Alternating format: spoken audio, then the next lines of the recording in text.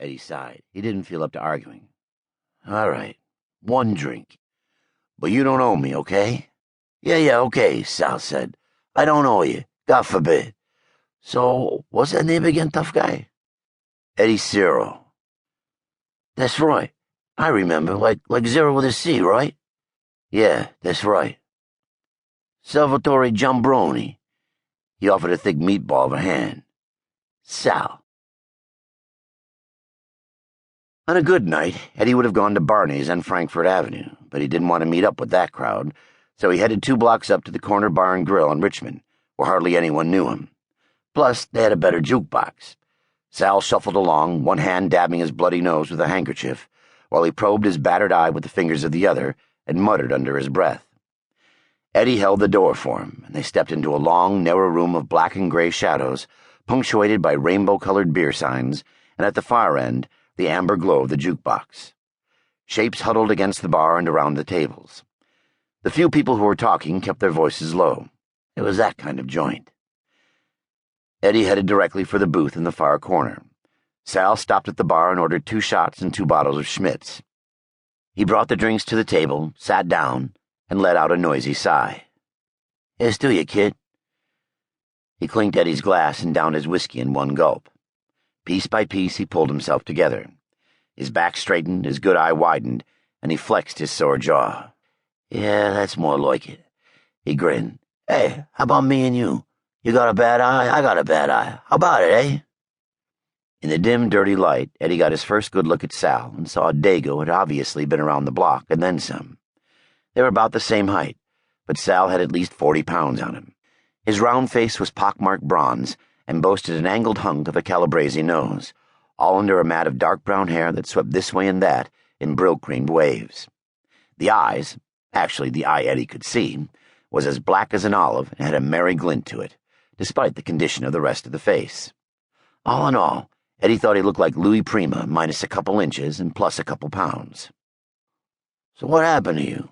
Sal Giambroni asked, as if he had a right to know. You have a fight tonight? Yeah. Who won? The other guy. What other guy? T-Bone Mew. Oh, yeah, I seen him, Sal said. He's decent. The fucking cheap-shot punk, Eddie said. Sal gave him a quizzical look and leaned over the table as if divulging a secret. So you want to know what that was about? I mean, in the alley there?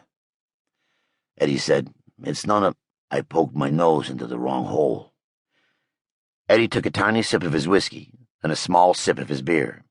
He was going to hear about it whether he wanted to or not. I'm a private detective, Sal said. Investigator. A private man is all right. This one particular party doesn't care for my modus operandi and sent those punks to teach me a lesson. Did they? Sal sat back. Nah, that was nothing. Once I had this Cafone try to run me over with his car. Another time a guy tried to push me out a window, 12th floor. I saw the gates of heaven. It was that close. He spread his hands, palms upward. These things happen. What you call your occupational hazards.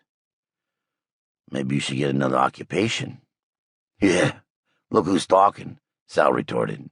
Eddie shot him a hard glance, and Sal said, Hey, that'll heal, right? So when's your next fight? Maybe I'll come, see you in action. I don't have one. Sal gestured at the bandage. Because of that? Eddie drummed absent fingers. I think I might stop for a little while. Do something else. Yeah, like what? Like, I don't know right now. The older man drank off his beer and placed the empty bottle on the table, along with a $5 bill. Hey, how about you go get us another round, he said. I got something I want to talk to you about. Though Eddie couldn't imagine what Sal Giambroni wanted to talk to him about, and was sure he didn't care, he got up to fetch the drinks. He asked the bartender to wrap some ice, too. While he waited, he stepped over to the jukebox, dropped in a quarter, and picked out 5 plays. An oily Dean Martin gave way to a gritty Irma Thomas. Had never failed. Right away, he felt better. Sal accepted the bald towel with a grateful nod, planted it over a swollen eye, and waited for Eddie to get settled. Then he said, The deal is, I need somebody to help out with some things. What things?